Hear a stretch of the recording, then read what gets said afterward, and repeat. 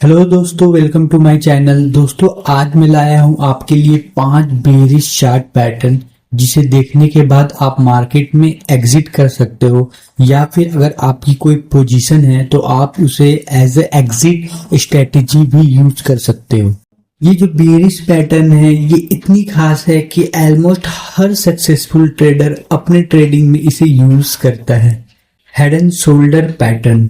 यह पैटर्न तब बनता है जब एक स्टॉक या एसेट का प्राइस पहले ऊपर जाता है, यानी फर्स्ट सोल्जर, फिर थोड़ा नीचे आता है, फिर और भी ऊंचा जाता है यानी एक हेड बनाता है, और फिर वापस नीचे आता है और लास्ट में फिर ऑलमोस्ट पहली पीक जितना ऊपर जाता है यानी सेकंड शोल्डर बनाता है। अगर इसे दूसरी भाषा में देखो तो सबसे पहले ये एक हायर हाई बनाता है, उसके बाद एक हायर लो बनाता है। ये बनाते के साथ ही उसकी फर्स्ट सोल्जर कंप्लीट हो जाती है। उसके बाद वो वापस से एक हायर हाई बनाता है जिसे हम हेड कहते हैं, लेकिन इस बार वो लोअर हाई नहीं बनाता है, इस बार वो सेम लो बनाता है। और उसके बाद वापस से ये इसे हायर हाई बनानी चाहिए, लेकिन ये हायर हाई ना बना के ये लोअर हाई बनाता है।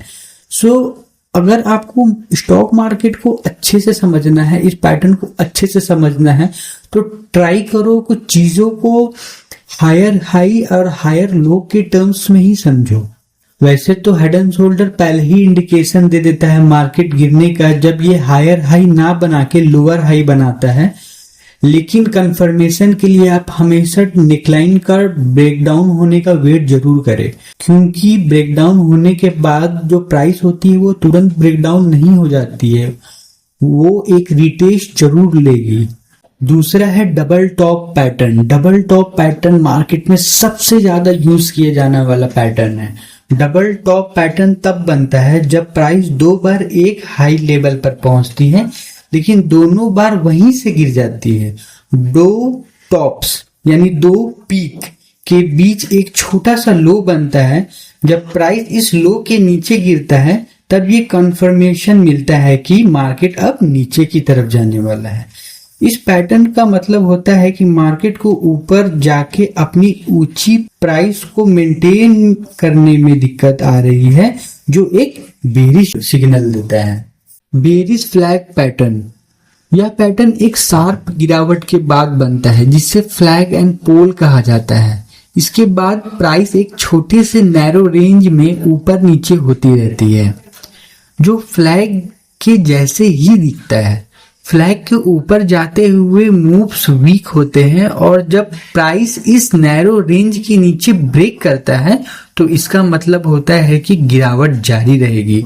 ट्रेडर्स को एक कंफर्मेशन मिलता है, और इस कंफर्मेशन को देखते हुए जो ट्रेडर्स होते हैं वो मार्केट में एग्जिट कर देते हैं। अगर इसे सिंपल भाषा में देखा जाए तो सबसे पहले जब प्राइस गिर रही थी यानी कि वो लोअर लो और लोअर हाई बना रही थी, उसके बाद वह जो प्राइस थी वह सेम ही रेंज में फंस गई, यानी कि वो सेम हाई या फिर रैंडम हाई रैंडम लो बना रही थी। उसके बाद एक टाइट कंसोलिडेशन होती है जहां पर काफी म्यूचुअल फंड जो मैनेजर होते हैं वो वहां पर एक्यूमुलेट होते हैं उस स्टॉक को या फिर वो जो भी इंस्ट्रूमेंट है उसको नीचे ले जाने के लिए, और उसके बाद अगर उसमें ब्रेकडाउन आ गई तो वहां पर एक शार्प फॉल आती है मार्केट में। Fourth one is rising veg pattern. सुनने में तो ऐसा लगता है कि राइजिंग वेज पैटर्न यानी ये यहाँ पर प्राइस राइज करेगा, लेकिन यहाँ पर प्राइस की राइज करने की बात नहीं हो रही, यहाँ पर वेज राइज कर रही है, और वेज का राइज करना इंडिकेट करता है कि प्राइस नीचे जाएगा। तो आइए समझते हैं इस चार्ट पैटर्न को। राइजिंग वेज एक बेरिश रिवर्सल पैटर्न होता है जो तब बनता है जब प्राइस धीरे धीरे ऊपर जा रहा होता है, लेकिन हर बार प्राइस के हाई और लो का डिफरेंस कम होता जाता है, यानी वेज नैरोइंग होता है। ये इंडिकेट करता है कि बायर का मोमेंटम कम हो रहा है। जब प्राइस वेज के नीचे ब्रेक करता है तो यह एक क्लियर सिग्नल होता है कि मार्केट डाउन ट्रेंड की तरफ जा रहा है। ये काफी आसान है, last one is descending triangle pattern. ये सबसे ज्यादा कॉमन पैटर्न है और ये काफी बार मार्केट में बनता है। आपको ये पैटर्न हर चार्ट में एक या दो बार तो मिल ही जाएगी। डिसेंडिंग ट्रायंगल एक ऐसा पैटर्न होता है जिसमें एक हॉरिजॉन्टल सपोर्ट लाइन होता है और रेजिस्टेंस लाइन नीचे की तरफ स्लोप करती है। प्राइस इस ट्रायंगल के अंदर मूव करता है जब तक सपोर्ट लाइन के नीचे ब्रेक नहीं होती। जैसे ही प्राइस सपोर्ट के नीचे ब्रेक करता है, यह सिग्नल मिलता है कि मार्केट और नीचे जाने वाला है। इस पैटर्न का मतलब होता है कि सेलर कंट्रोल ले रहे हैं और बायर जो है उनके पास स्ट्रेंथ कम हो रही है।